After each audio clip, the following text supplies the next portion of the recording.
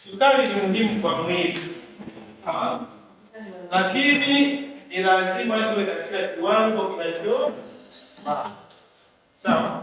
Sukari ni muhimu sana kwa mwilini, lakini sukari lazima iwe katika kiwango kinachofaa. Kwa sukari ikizidi, ikiwa nyingi sana mwilini, unakuwa na shida. Sukari ikipungua, ikiwa kidogo sana mwilini, unakuwa na shida. Kwa hiyo natakiwa ikae kwenye kiwango cha katikati ambacho kinafaa. Sawa? Kwa hiyo ndio tunasema sasa, baada ya kula chakula chenye wanga, kama vile umekula ugali, umekula wali, sawa? Hicho chakula kinavunjwa mwilini, inaenda kutengeneza nini? Sukari ambayo tunaita glucose. Sasa ikishatengenezwa mwilini glucose, hiyo glucose inaingia kwenye damu. Sawa? Kwa hiyo umekula chakula kimevunjwa kutengeneza sukari ambayo tunaita glucose. Hiyo glucose inaingia kwenye nini? Kwenye damu. Sawa? Kwa hiyo glucose ikishaingia kwenye damu, kiwango cha sukari kwenye damu kinakuwa juu. Sawa?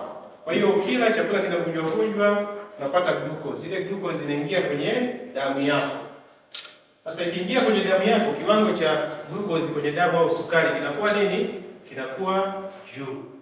Sasa kiwango cha sukari kikiwa juu kwenye damu, kwenye mwili wetu huwa tuna viungo inaitwa kongosho. Sawa? Inaitwa nini? Kongosho. Kongosho tunalijua. Kichinja hata mbuzi, watu wanalijua kongosho. Watu mbuzi na wenyewe wanao. Sawa? Kwa hiyo sasa kongosho na kwenye mwili wetu, kazi yake, sukari ikishakuwa nyingi kwenye damu, linajua kwamba sukari sasa hivi iko nyingi kwenye damu. Sawa? Kwa hiyo likishaona sukari imekuwa nyingi kwenye damu, linazalisha sasa kitu ambacho tunakiita nini? Insulini. Sawa? Ambayo hiyo insulini kazi yake sasa inaenda kuimbalance ile sukari kwenye nini? Kwenye damu.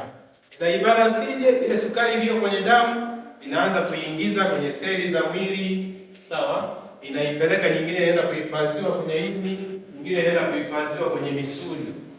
Sawa? Kazi ya nini? Ya insulin ambayo inazalishwa na nini? Na kongosho kwenye mwili. Mwisho tu jamani, kwamba lengo ni kupata elimu. Haya mambo yapo. Kama kuna mtoto kule jirani au kuna ndugu kule ambao unamuona anaweza akafika hapa akapata huduma, jamani, tuwe vipaza sauti. Sawa jamani? Ili hii huduma tusipate sisi peke yetu, na wengine pia wapate nini? Wapate kuelewa. Lakini pia sisi tuwe walimu wa kuwafundisha wengine kuhusu nini? Sukari na umuhimu wa dawa. Sawa jamani? Basi mimi napenda kuwashukuru sana wawezeshaji wetu.